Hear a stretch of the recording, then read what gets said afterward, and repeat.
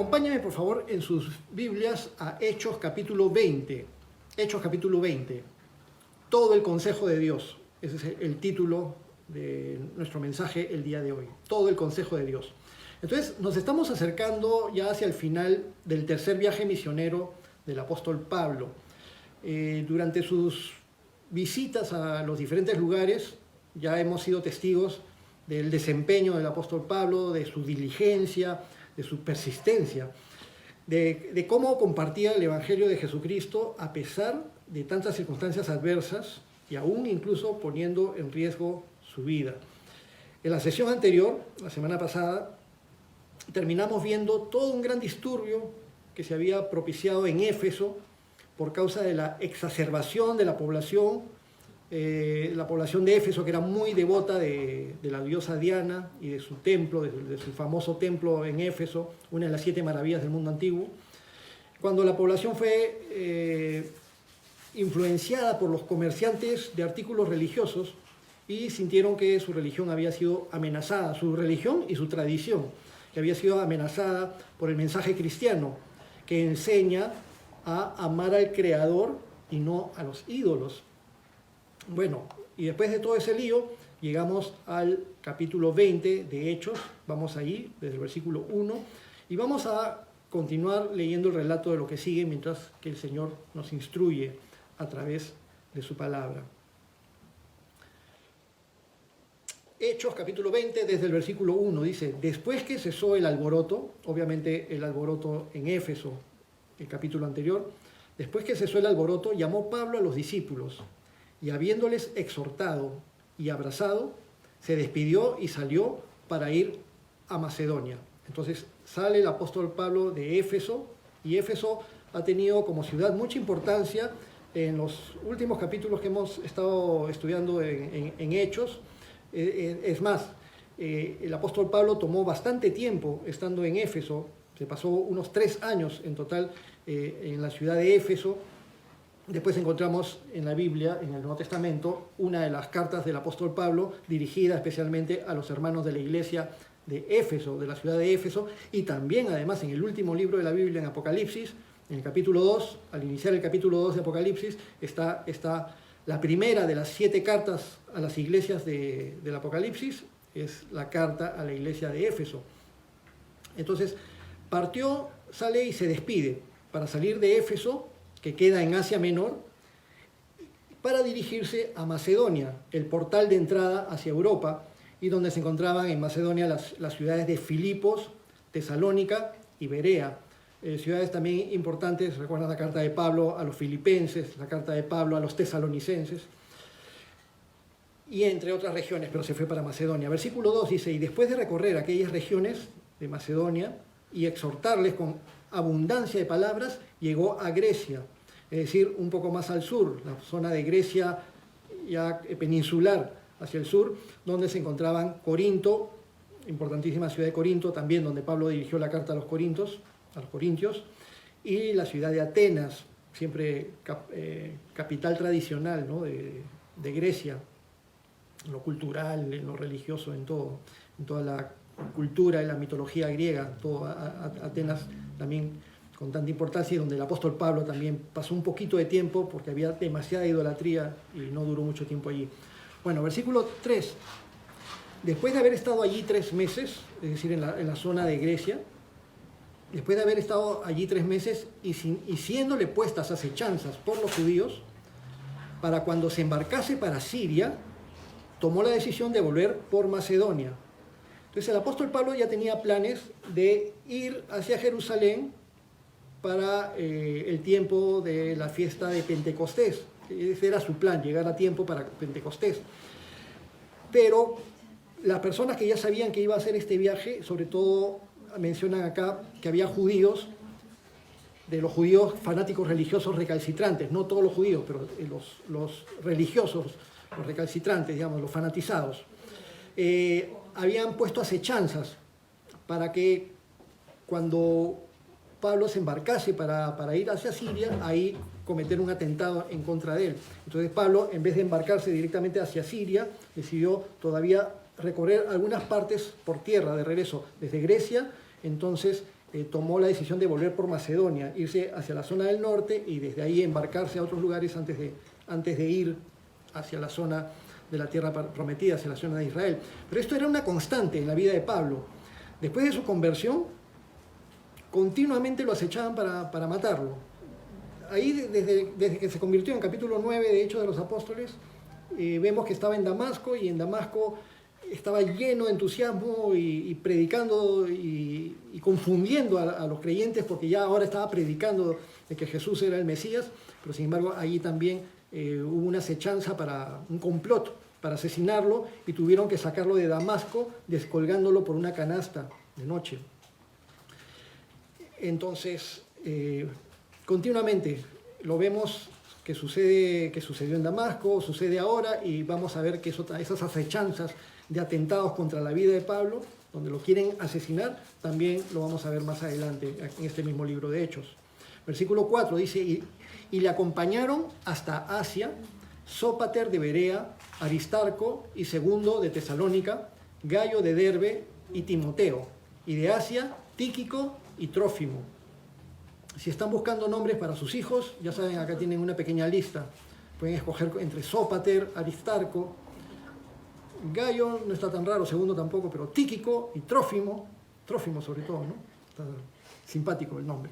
Bueno, estos hombres se habían ido añadiendo al grupo misionero y procedían de los lugares donde Pablo había estado predicando, y ahora lo van a acompañar hasta Asia, pero lo que es Asia Menor, ¿no? La zona que en la actualidad es Turquía, pero en la costa occidental. Estos, versículo 5, habiéndose adelantado, nos esperaron en Troas. Mientras Pablo se encontraba aún en Filipos, en Macedonia, obviamente ya había salido de la zona de Grecia, Corinto, Atenas, ahora se fue hacia Macedonia, está en la zona de Macedonia, Filipos, y los varones que apoyaban al grupo se adelantaron yendo hacia Troas. Troas ya está en la zona de Asia. Es un puerto en la zona norte de Asia Menor, pero en la parte occidental en la costa de Asia Menor, y desde ahí ya se empezaría a enfilar Pablo hacia otras regiones costeras cerca de Éfeso, antes de ya enrumbar hacia Israel, hacia la tierra prometida, hacia Jerusalén. Troas, mencionada aquí en el versículo 5, ya habíamos hablado anteriormente de Troas, era la ciudad donde Pablo recibió durante su segundo viaje misionero esa visión que tuvo del varón de Macedonia, que le pedía, ven y ayúdanos, y por eso Pablo y junto con el grupo entendieron que el Espíritu Santo los guiaba a ir hacia Europa, hacia Macedonia. Y allí también fue donde inicialmente Lucas se unió al grupo misionero. Lucas, aquel que escribe este libro de Hechos de los Apóstoles y aquel que escribió también el Evangelio que lleva su nombre. Y acá también vemos nuevamente que Lucas nuevamente se une al relato en primera persona, se vuelve a incorporar al relato en primera persona. Dice estos, habiéndose adelantado, o sea, todos estos varones que estaban en el grupo misionero ayudando a Pablo, se habían adelantado, y dice, nos esperaron en Troas, y ahí notamos la participación protagónica ya de Lucas en el relato. Es decir, allí en Troas, nuevamente Lucas se vuelve a reunir con Pablo, mejor dicho, Lucas se vuelve a reunir con Pablo en Filipos, y los demás varones les estaban esperando en Troas. Dice, nos esperaron en Troas. Y entonces, este hecho de que veamos a Lucas escribiendo en primera persona, junto con las veces anteriores que lo hemos visto también, nos hace tener mayor certeza de la fidelidad del relato escrito por un testigo presencial, por un testigo de primera mano. Estuvo presente en la mayoría de las situaciones descritas, o obtuvo información de todos los eventos de manera directa por parte de los involucrados en estos eventos. Así que Lucas mismo fue un testigo presencial de los hechos, y eso es importante para nosotros para tener certeza de que el documento que estamos leyendo es un documento histórico fidedigno. Y eso nos da convicción de que, por supuesto, toda la palabra de Dios es verdadera, pero los documentos históricos que hay en la palabra de Dios son fidedignos, no son fábulas, no son cuentos.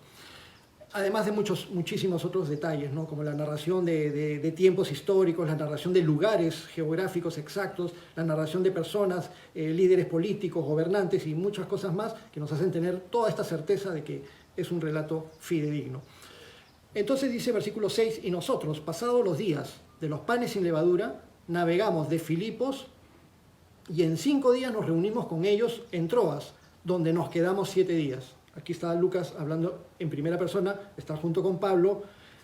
Esperan a que pase primeramente la fiesta de los panes sin levadura, esta fiesta judía que venía inmediatamente después de la celebración de la Pascua. Estaba más o menos en la época en que terminaba el invierno y comenzaba la primavera en el hemisferio norte. Esta festividad judía, la fiesta de los panes sin levadura, duraba también 7 días y les recordaba a los judíos que habían salido con premura de Egipto, cuando fueron liberados de Egipto en la época de Moisés, libro de Éxodo, tuvieron que huir rápidamente y no tenían tiempo para preparar la masa y todo lo que tenían que consumir era sin leudar. Entonces, durante esta festividad, que era recordando el Éxodo, la salida, estaba el mandato de que no debían comer nada leudado, nada con levadura. Y a través de las Escrituras vemos que la levadura es un símbolo. La mayoría de las veces lo vemos como un símbolo de mala doctrina o de pecado. Algo que cuando ingresa lo influye en todo y lo infla todo, como sucede con la levadura. No sé si alguno de ustedes haya tenido experiencia en preparar masa para hacer pan en casa o de repente han tenido alguna pastelería o algo así. Y como a una gran parte de masa de harina se le echa un poquitito de levadura y se deja reposando y en poco tiempo esta levadura invade toda la masa, la infla y sirve para que los panes o los pasteles o las tortas salgan bien infladas. Entonces esta capacidad de permear toda la masa tiene una simbología, como algo, en el caso de la vida de las personas, de la vida de la iglesia, de la vida de la comunidad, esa influencia del pecado o de las malas doctrinas es una influencia destructiva. Pero nuestro Señor Jesucristo es quien nos limpia de toda mala influencia que pueda haber, ya sea por malas enseñanzas o ya sea por pecado. Dice, entonces, pasados los días de los panes sin levadura, navegamos de Filipos y en 5 días nos reunimos con ellos en Troas. Salieron de Filipos, que quedaba en Europa, y llegaron a Troas, que ya estaba en Asia Menor, donde nos quedamos 7 días. Versículo 7.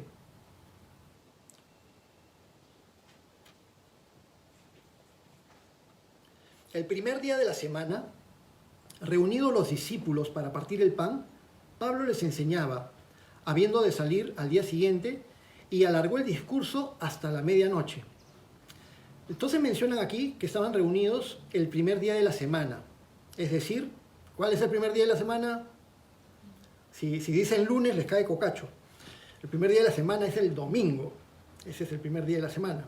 Pero yo en ese tiempo no creo que se llamara domingo, pero ya en ese tiempo le empezaron a llamar el día del Señor. Y de ahí salió la palabra después, la palabra domingo. Esta es una evidencia de que los creyentes cristianos en las diferentes comunidades empezaron a tomar la costumbre de reunirse en el día en que nuestro Señor Jesucristo resucitó. Los judíos tenían por costumbre reunirse para sus temas de fe, para los temas de estudiar la palabra, de orar juntos, se reunían en el Shabbat, en el día de reposo, y ahí asistían a las sinagogas. Entonces Pablo, todas las ciudades que recorría, iba primeramente a la sinagoga hasta que lo echaban o hasta que tenía que él mismo echarse porque si no lo iban a masacrar. Pero los creyentes cristianos, gentiles, no tenían la costumbre necesariamente de guardar el Shabbat. Y las condiciones laborales de tener un día libre a la semana son modernas realmente. Han habido muchas etapas en la historia de la humanidad donde la gente trabajaba todos los días sin excepción.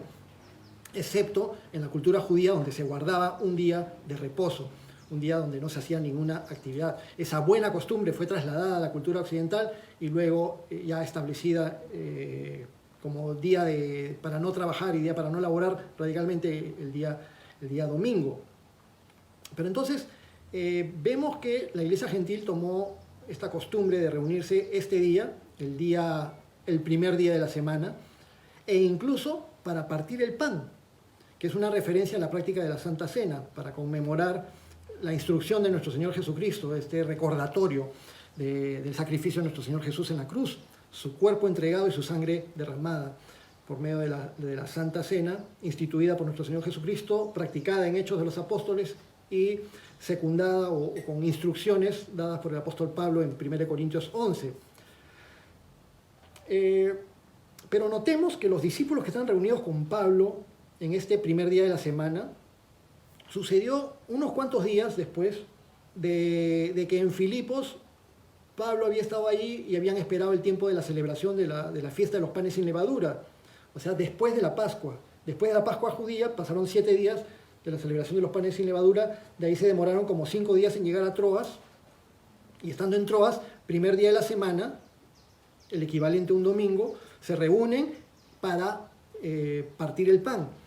Entonces, esto nos hace pensar también algo, que la práctica por parte de los creyentes cristianos, de los primeros creyentes cristianos, la práctica de la Santa Cena o comunión o la Cena del Señor, no la hacían necesariamente el mismo día de la Pascua, ni tampoco necesariamente una vez al año, sino en cualquier momento cuando los hermanos se querían reunir y conmemoraban la muerte y la resurrección de nuestro Señor. Y esto es importante afirmarlo porque hay sectas que aseveran que la celebración de la Santa Cena solo debe practicarse una vez al año en el mismo día de la Pascua judía. Y vemos que no lo hacían así los creyentes cristianos, que no se hacían problemas, no discutían por este tema. Entonces, continuando, estaban reunidos los discípulos para partir el pan, Pablo les enseñaba, habiendo de salir al día siguiente, y alargó el discurso hasta la medianoche. Versículo 8, y había muchas lámparas en el aposento alto donde estaban reunidos. Y un joven llamado Éutico, que estaba sentado en la ventana, rendido de un sueño profundo, por cuanto Pablo disertaba largamente, vencido del sueño, cayó del tercer piso abajo y fue levantado muerto. Entonces descendió Pablo y se echó sobre él y abrazándole dijo, no os alarméis, pues está vivo. Después de haber subido, partió el pan y comió, habló largamente hasta el alba, y así salió, y llevaron al joven vivo, y fueron grandemente consolados. Entonces estaban reunidos en Troas, estaban en un aposento, en un lugar donde estaba reunida la iglesia, probablemente la azotea, pero techada, de la casa de algún miembro de la iglesia. Y se nos habla que Pablo estaba disertando hasta altas horas de la noche, y era como la medianoche. Pero hay detalles que cuenta Lucas que son muy interesantes, como en el versículo 8, cuando dice que había muchas lámparas en el aposento alto. Entonces, estaban en un sitio reunidos, seguramente había bastantes personas en ese salón, en esa habitación, y había muchas lámparas encendidas. Entonces, en un lugar donde hay muchas personas, donde el aire ya se ralea y el oxígeno empieza a disminuir un poquito por causa de todas las personas que de noche están respirando allí, y ustedes saben, respiramos oxígeno y exhalamos dióxido de carbono, y encima tantas lámparas encendidas también consumen el oxígeno del lugar, y eso produce, sin querer queriendo, produce mayor somnolencia. Entonces este joven llamado Éutico, se podría haber llamado Fernando, porque Fernando también tiene mucha somnolencia, dice ahí que fue rendido de un sueño profundo, por cuanto Pablo disertaba largamente. Ustedes han visto muchas veces en diferentes tipos de reuniones, sobre todo de iglesia, algunos hermanos que están sentados y que de repente están ahí tratando de esforzarse para no aguantarse, pero no pueden, y empiezan lo que se llama el cabeceo. Pero no solamente a veces se empiezan a cabecear, sino que hay algunos que ya se quedan rendidos y se quedan con la cabecita así. Y es más roche, más evidente cuando están sentados más adelante. Y incluso en una conferencia de pastores escuchamos desde atrás un ronquido fortísimo, ¿no? Fuerte, y bueno, eso causaba un poco de risa. En algunas iglesias lo toman de manera muy radical. Dicen que los hermanos que les pasa eso están en pecado. Incluso hay iglesias donde amenazan con tomarle foto a los hermanos que se queden dormidos, y de hecho lo han hecho en algunas iglesias acá en Lima, y pasaban cerca del hermano que se quedaba dormido, le tomaban foto y la foto del hermano al periódico mural para dejarlos curados de que ya no se vuelvan a dormir en otra reunión. En otras iglesias usan unas técnicas, no sé si lo hacen a propósito, pero son técnicas para mantener despiertos a los hermanos. Entonces estás en plena prédica y hay algunos que ya están ahí, ¿no? aguantándose, y empieza el cabeceo y de repente el pastor empieza a hablar con gritos y de repente ¡aleluya! Y toda la gente también grita ¡aleluya! Y tú cuando ves al que se está quedando dormido, cuando todo el mundo grita ¡aleluya!, el otro ¡aleluya, aleluya! También, y también se pone en onda como los demás. Entonces no sé si realmente están todos muy alegres o quieren despertar al hermano que se queda dormido. Pero bueno, sirve para todo eso. La cuestión es que sucede y le sucedió a este pobre joven llamado Éutico, que estaba sentado, dice en el versículo 9, que estaba sentado en la ventana. Y de acá sale un mandamiento para todos los hermanos en todas las iglesias cristianas, incluso para el día de hoy. Si está en una reunión en un tercer piso, prohibido sentarse en la ventana, ya lo saben. Se pueden sentar en la ventana solamente si la reunión es en primer piso. Bueno, la cuestión fue que cayó, y la caída fue seria. Cayó del tercer piso y fue levantado muerto. Es decir, se da testimonio, y siendo Lucas médico, se da testimonio de que realmente falleció. Y acá sucede un milagro por la gracia del Señor. Desciende Pablo, se echa sobre él, lo abraza. Obviamente Pablo debe estar clamando al Señor. Y luego le dice a todos, no se alarmen, pues está vivo. Luego subieron, partieron el pan, comieron, hablaron largamente hasta el alba. Y así salió. Y llevaron al joven vivo y fueron grandemente consolados. Continuaron entonces, versículo 13. Dice, nosotros, Lucas dentro del relato, adelantándonos a embarcarnos, navegamos hasta Asón para recoger allí a Pablo, ya que así lo había determinado, queriendo ir él por tierra. O sea, de Troas, Pablo fue caminando hasta otro lugar portuario, otro lugar costero, llamado Asón. Mientras que el resto del grupo salió en la barcaza o en el barco, y encontraron a Pablo allí en Asón. Versículo 14, cuando se reunió con nosotros Pablo en Asón, tomándole a bordo, vinimos a Mitilene, otros lugares costeños y también lugares en las pequeñas islas griegas, o las islas que se encontraban en toda la zona del mar Egeo, sobre todo en la costa del mar Egeo, pero hacia el lado de Asia Menor, hacia la zona occidental de Asia Menor en la costa. Allí hay muchas islas pequeñitas. Y dice, vinimos a Mitilene, versículo 15. Navegando de allí, al día siguiente llegamos delante de Quío. Y al otro día tomamos puerto en Samos. Y habiendo hecho escala en Trogilio, al día siguiente llegamos a Mileto. Entonces todas estas son lugares geográficos reales de ese tiempo, y que hasta en nuestros tiempos son fácilmente ubicables en los mapas. Vean un mapa de la zona de Turquía, mar Egeo, y compárenlo con los mapas de los viajes de Pablo, tercer viaje de Pablo, el regreso, y van a ver todos estos lugarcitos. Y llegaron a Mileto, entonces, y ahí va a ser importante esta estadía en Mileto. Dice versículo 16, porque Pablo se había propuesto pasar de largo a Éfeso para no detenerse en Asia, pues se apresuraba por estar el día de Pentecostés, si le fuese posible, en Jerusalén. Entonces el apóstol Pablo, después de la fiesta de la Pascua y de los panes sin levadura, después de la Pascua, la fiesta de Pentecostés era 50 días después de la Pascua. Y ya estaban pasando los días, ya había pasado la fiesta de los panes sin levadura, ya habían pasado los días que estuvieron en Troas, y en esa época los viajes eran largos, tomaban regular cantidad de tiempo por tierra o por mar.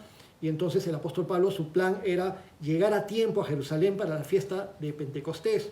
Para los judíos en general, y Pablo era un judío y era un judío practicante, para los judíos era importante estar por lo menos 3 veces al año en Jerusalén para las principales fiestas. La fiesta de la Pascua junto con la fiesta de los panes sin levadura se volvía como una sola fiesta. de ahí la fiesta de Pentecostés y luego más adelante la fiesta de los tabernáculos.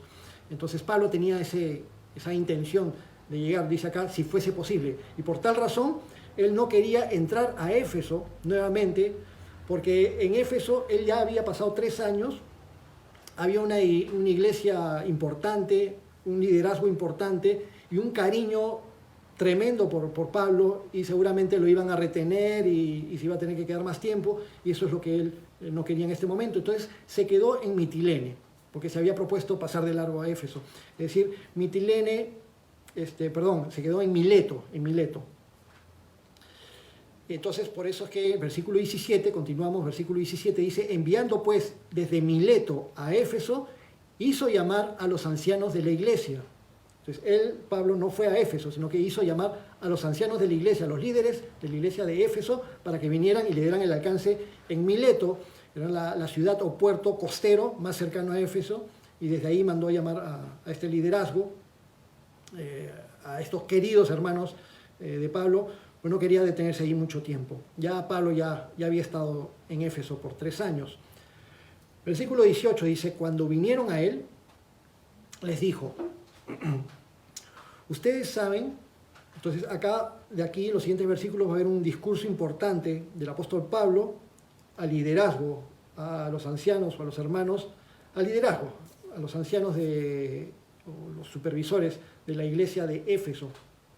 Y les dice, vosotros saben cómo me he comportado entre ustedes todo el tiempo, desde el primer día que entré en Asia, sirviendo al Señor con toda humildad y con muchas lágrimas y pruebas que me han venido por las acechanzas de los judíos. Y como nada que fuese útil, he rehuido de anunciaros y enseñaros públicamente y por las casas, testificando a judíos y a gentiles acerca del arrepentimiento para con Dios y de la fe en nuestro Señor Jesucristo. Este es el corazón de la predicación del apóstol Pablo, el corazón mismo del Evangelio, de las buenas nuevas, que continuamente decimos, estas son las buenas nuevas, el Evangelio. El punto neurálgico. Los seres humanos somos pecadores y estamos muertos espiritualmente de manera natural, condenados a pasar la eternidad separados de Dios. Sin embargo, Dios, porque es bueno y porque nos ama, provee de una solución para el problema del pecado de la humanidad, la cual es la salvación por medio de su Hijo Jesús, para que los que se arrepienten de sus pecados y creen en Jesús, para salvarlos de las consecuencias del pecado, todos los que se arrepientan puedan recibir perdón de pecados, salvación y vida eterna gratuitamente, por gracia. Dicho en una forma tan sencilla en este texto, les he estado testificando a judíos y a gentiles acerca del arrepentimiento para con Dios y de la fe en nuestro Señor Jesucristo. Y sigue hablando Pablo, versículo 22. Ahora, he aquí, ligado yo en espíritu, voy a Jerusalén sin saber lo que me ha de acontecer. Unido a toda la iglesia y con carga espiritual con todos ustedes, ahora me voy hacia Jerusalén y no sé lo que va a suceder. Versículo 23, salvo que el Espíritu Santo por todas las ciudades me da testimonio diciendo que me esperan prisiones y tribulaciones. Pablo dice que no sabe lo que le va a acontecer, pero en realidad, en cierto modo, sí lo sabe, porque él mismo dice que el Espíritu Santo le ha mostrado lo que le espera, prisiones y tribulaciones. Sin embargo, continúa diciendo Pablo, versículo 24, pero de ninguna cosa hago caso, ni estimo preciosa mi vida para mí mismo, con tal que acabe mi carrera con gozo, y el ministerio que recibí del Señor para dar testimonio del Evangelio de la gracia de Dios. Y aquí vemos el poder de la obra del Señor, la hermosa obra del Señor en Pablo, con la valentía y la sabiduría que hay en el corazón de Pablo, de acuerdo a las enseñanzas de nuestro Señor Jesucristo. Porque Pablo nos está diciendo, o le dijo en ese momento a todo el liderazgo de Éfeso, no estimo preciosa mi vida para mí mismo, con tal que acabe la carrera, con gozo. Entonces, él ve su responsabilidad ante Dios como más importante que su propia vida. Y eso lo aprendió de nuestro Señor Jesucristo. Nuestro Señor nos dijo en Juan 12:25, el que ama su vida, la perderá. Y el que aborrece su vida en este mundo, para vida eterna, la guardará. cómo en el mundo las prioridades son inversas a como las ve un creyente cristiano que ha sido tocado por Dios, que ha sido tocado por el perdón y la gracia de nuestro Señor Jesucristo. Mientras que en el mundo la prioridad es pensar en mí mismo y en mis propios intereses y mi propia conveniencia por encima de todo, en el Evangelio se nos enseña invertido. El que ama su vida la perderá, y el que aborrece su vida en este mundo, para vida eterna la guardará. Eso no significa, y no confundamos, no significa de ninguna manera que seamos autodestructivos, sino que apreciemos por encima de todo lo que el Señor nos da y lo que el Señor nos encomienda. Lo demás es añadidura. Nuestro Señor Jesucristo también nos dice en Mateo 16, versículos 24 al 26. Mateo 16, versículos 24 al 26. Entonces Jesús dijo a sus discípulos: si alguno quiere venir en pos de mí, niéguese a sí mismo y tome su cruz y sígame. Porque todo el que quiera salvar su vida, la perderá. Y todo el que pierda su vida por causa de mí, la hallará. Porque ¿qué aprovechará al hombre si ganare todo el mundo y perdiere su alma? ¿O qué recompensa dará el hombre por su alma? Entonces el apóstol Pablo aprende bien la lección de su maestro, nuestro Señor Jesucristo. Ahora, nuestro maestro, nuestro Señor Jesucristo. Y aprendamos lo que Pablo también llegó a aprender con toda su experiencia de servicio al Señor. Necesitamos anhelar cumplir lo que Dios tiene para cada uno de nosotros y acabar la carrera haciendo lo que le agrada al Señor y estimarlo por encima de nuestra propia vida. Pablo continúa en Mileto dando su discurso de despedida a estos líderes de Éfeso que fueron a darle el alcance en Mileto. Versículo 25 dice: y ahora, he aquí, yo sé que ninguno de todos vosotros, entre quienes he pasado predicando el reino de Dios, verá más mi rostro. Eso ya es en un sentido incluso profético, porque Pablo se despide de ellos sabiendo que no los va a volver a ver a ellos especialmente. Entonces está con mucha congoja, y obviamente en todos los que están oyendo a Pablo en este momento allí en Mileto también estaban con la misma congoja. Versículo 26, sigue el apóstol Pablo diciéndoles: por tanto, yo os protesto en el día de hoy que estoy limpio de la sangre de todos, porque no he rehuido anunciaros todo el consejo de Dios. Primeramente, Pablo da fe que al haberles expuesto a todos ellos el evangelio de salvación para vida eterna, entonces Pablo ya no es responsable por lo que suceda con ellos de aquí en adelante. Ya recibieron todo el consejo de Dios, ya son salvos y ahora son responsables, como vamos a ver en lo que continúa Pablo después diciéndoles. Pablo estuvo allí durante 3 años y durante 3 años les enseñó todo lo que necesitaban saber para tener vida eterna y para conducir sus vidas como creyentes. Pero además, Pablo asumió su responsabilidad de compartir y enseñar. Noten el versículo 27. El apóstol Pablo dice: porque no he rehuido a anunciaros todo el consejo de Dios. Es decir, asumió su responsabilidad de anunciar todo el consejo de Dios. Y en esta frase nos vamos a concentrar por un momento. Todo el consejo de Dios. Todo el consejo de Dios, sin duda, son las instrucciones y mandatos contenidos en la palabra de Dios. Ahora, en tiempos de Pablo no estaba toda la Biblia completa como la conocemos el día de hoy, pero sí estaba todo lo que era el Antiguo Testamento, la ley, los profetas, los salmos, los libros sapiensales. Y recién el apóstol Pablo ya habría escrito alguna de sus primeras cartas, y el Nuevo Testamento, ya Lucas pronto escribiría su Evangelio, pronto escribiría este libro de Hechos, y empezarían a reunirse el material que formaría después parte de todo el canon del Nuevo Testamento. Sin embargo, Pablo dice esto: no he rehuido de darles todo el consejo de Dios.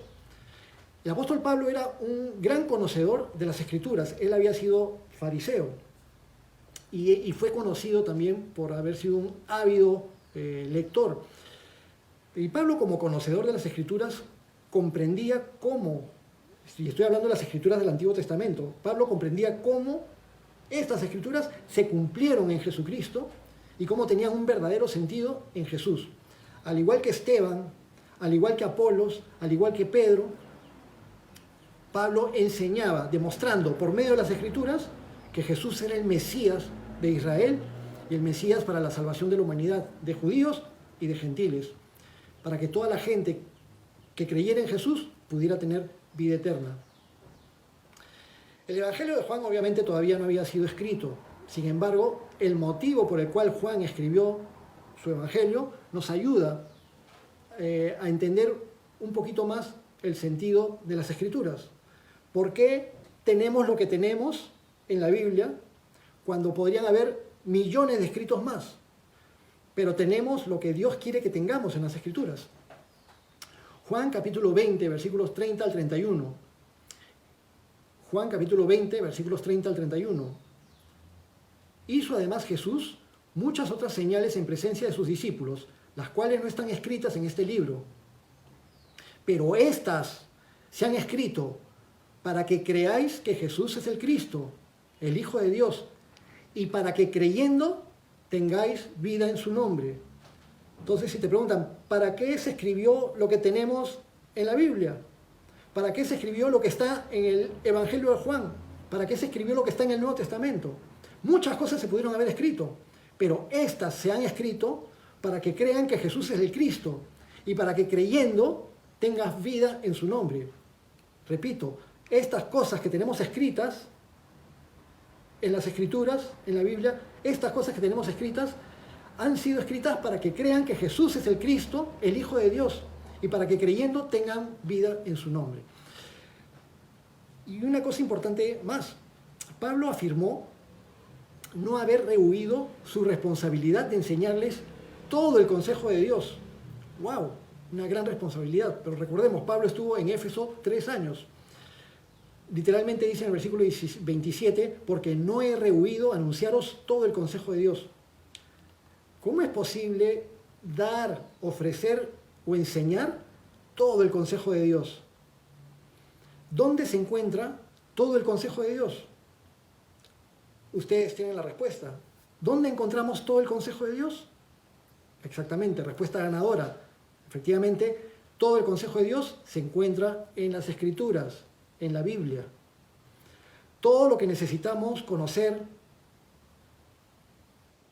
todo lo que necesitamos para entender nuestra realidad, todo lo que necesitamos saber para poder tener comunión con nuestro Creador, todo lo que necesitamos saber para tener una vida de la cual nos sintamos plenos, realizados, contentos, todo lo que necesitamos saber para vivir una vida que complazca a Dios, todo lo que necesitamos saber para conocer quién es Dios, cómo es Dios, qué quiere Dios, qué le agrada a Dios y qué le desagrada a Dios, todo está en la Biblia, desde Génesis hasta Apocalipsis.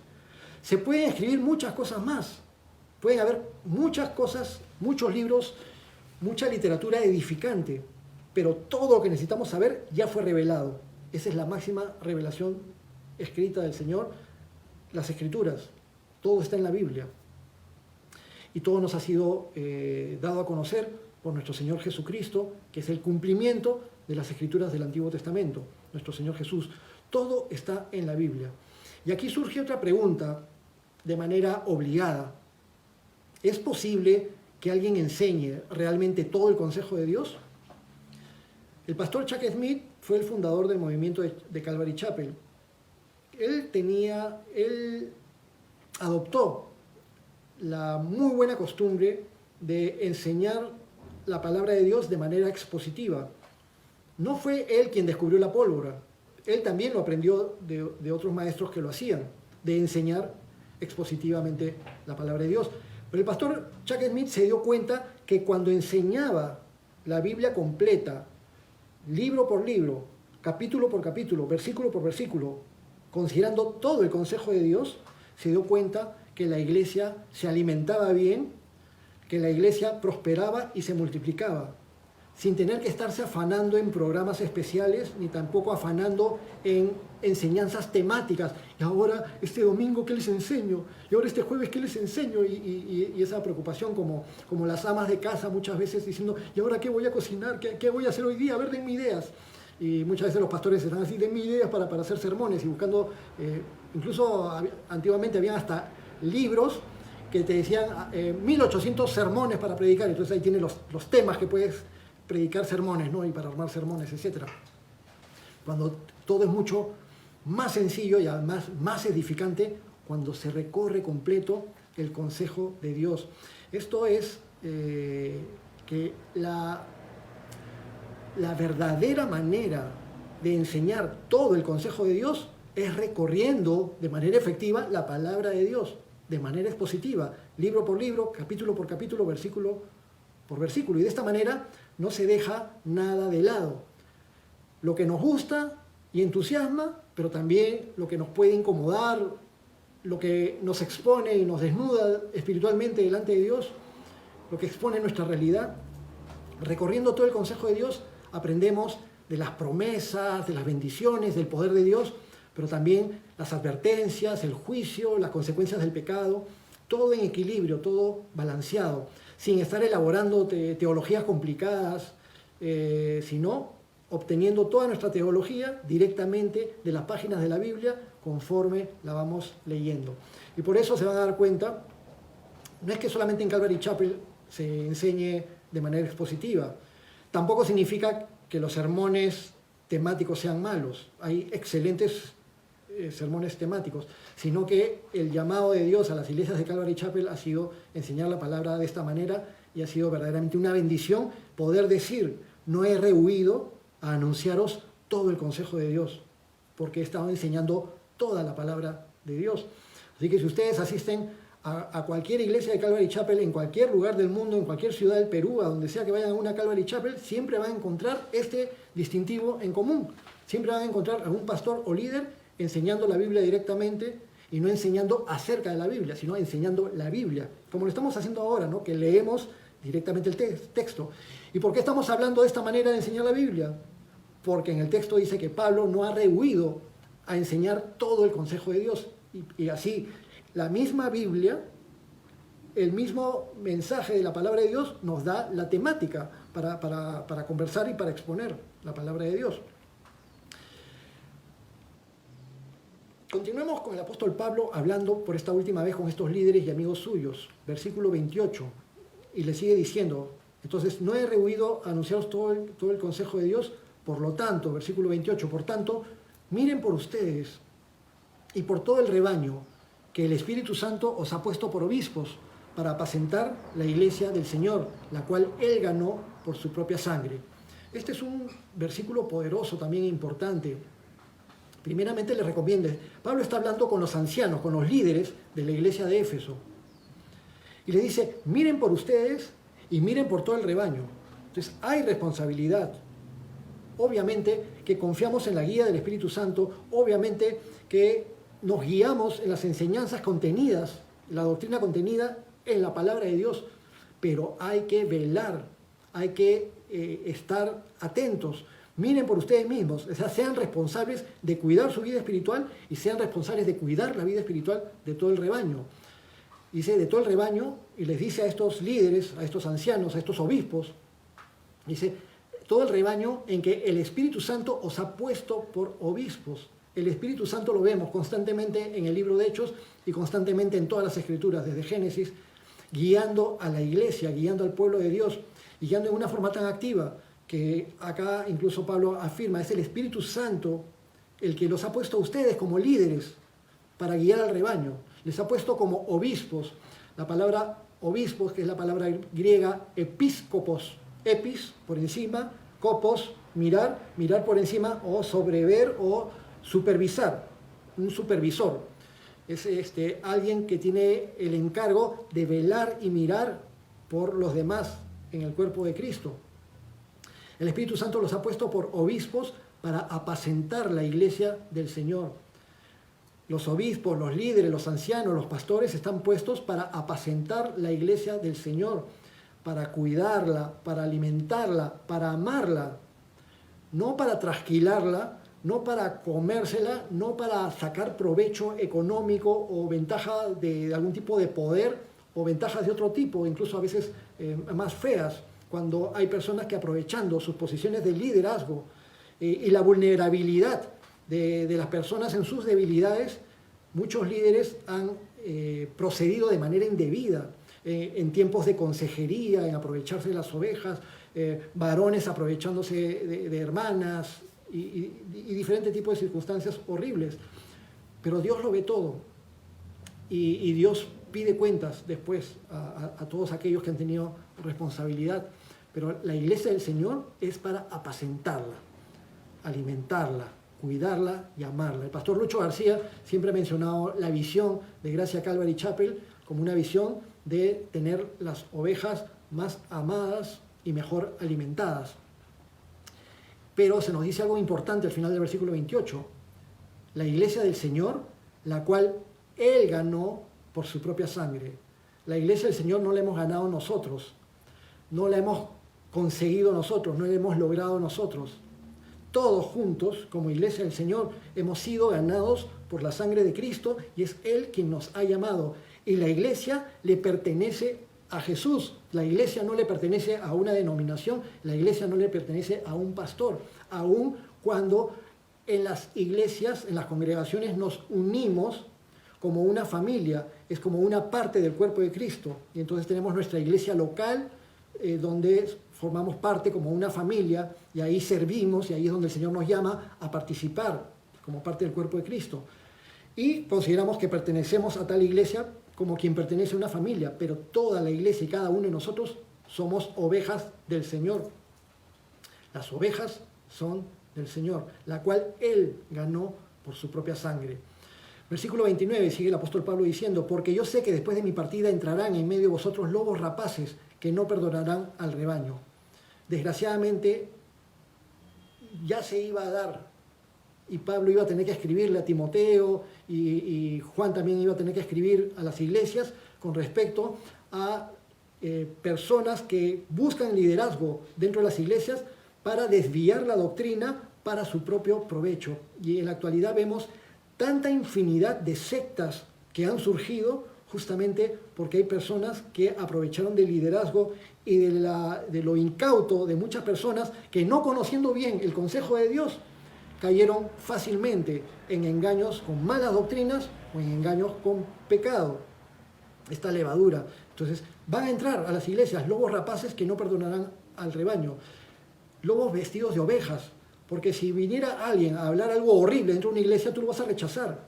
Pero si viene un hermano que parece hermano y que vive como hermano varios años y que después te quiere arrastrar a una doctrina equivocada o un evangelio diferente, entonces esa es la sutileza con la que trabaja el enemigo. Y no perdonar al rebaño. A quien puedan desviar van a tratar de desviarlo. Tengo amigos que tienen 20, 30 años en el cristianismo y han sido desviados por grupos pseudo-mesiánicos a estas alturas del partido. Se suponía que conocían bien el consejo de Dios. Cuando fueron incautos para no hacer caso a Gálatas 1:8, cuando dice que si un ángel del cielo o un apóstol viene con un evangelio diferente, rechaza lo que sea maldito y no lo aceptes. Bueno, versículo 30, y de vosotros mismos se levantarán hombres que hablen cosas perversas para arrastrar tras sí a los discípulos. Por tanto, velad, acordándoos que por 3 años, de día y de noche y de día, no he cesado de amonestar con lágrimas a cada uno. Y ahora, hermanos, os encomiendo a Dios y a la palabra de su gracia, que tiene poder para sobreedificaros y daros herencia con todos los santificados. Es por eso que es nuestra responsabilidad dar la palabra de Dios, porque la palabra de Dios es la que tiene poder para edificar y para que todos juntos tengamos herencia en el reino de los cielos. Versículo 33, ni plata, ni oro, ni vestido de nadie he codiciado. Antes, ustedes saben que para lo que me ha sido necesario a mí y a los que están conmigo, estas manos me han servido.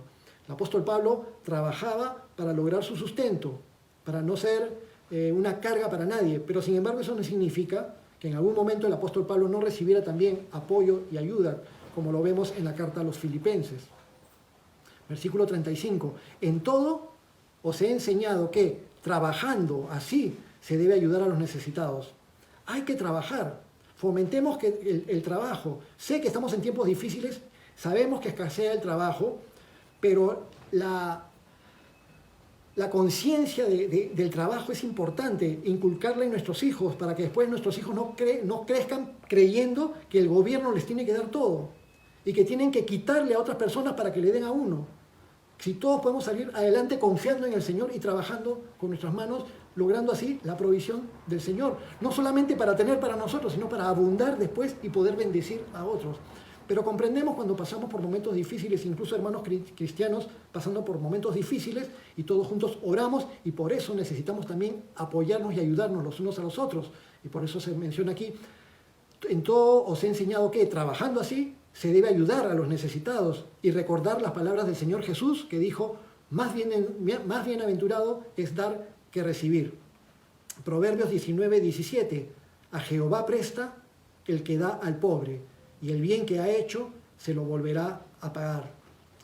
Primera de Juan 3:17-18, pero el que tiene bienes en este mundo y ve a su hermano tener necesidad y cierra contra él su corazón, ¿cómo mora el amor de Dios en él? Santiago 2:15, y si un hermano o una hermana están desnudos y tienen necesidad del mantenimiento de cada día, y alguno de vosotros les dice, id en paz, calentados y saciados, pero no les dais las cosas que les son necesarias para el cuerpo, ¿de qué aprovechan? Así llegamos al final del capítulo, versículo 36. Cuando hubo dicho estas cosas, se puso de rodillas el apóstol Pablo y oró con todos ellos. Entonces hubo gran llanto de todos y echándose al cuello de Pablo, le besaban, doliéndose en gran manera por la palabra que dijo, de que no verían más su rostro, y le acompañaron al barco. Una despedida definitivamente dramática. De aquí Pablo se enfilará rumbo a Jerusalén, y allá ya le tocará experimentar circunstancias bastante difíciles, pero que las veremos ya en la siguiente sesión. Antes de despedirnos, tomen en cuenta dos cosas. Recibe, aprende y enseña todo el consejo de Dios, es decir, la Biblia. Y no te olvides de los pobres, que todos los días los tenemos alrededor, o incluso nosotros mismos también podemos pasar tiempos de necesidad, y es importante que seamos solidarios y amorosos unos con otros. Vamos a orar. Amado Padre, gracias por el día de hoy, gracias por habernos permitido recorrer este extenso capítulo, todos estos 39 versículos, pero te damos gracias, Señor, porque tu palabra es preciosísima y además del relato histórico, también tantas cosas importantes que nos has permitido aprender el día de hoy. Padre, te entregamos lo que sigue, lo que viene, este tiempo también con la pandemia, el tiempo de las elecciones, y ayúdanos, Señor, a que te busquemos a ti por sobre todas las cosas para que tú nos guíes en sabiduría en todas las decisiones que necesitamos tomar, pero especialmente ayúdanos, Señor, a velar y a cuidar nuestra vida espiritual y a velar por los demás también, por nuestros hermanos. Te damos gracias y todo esto te lo pedimos en el nombre de tu Hijo Jesús. Amén.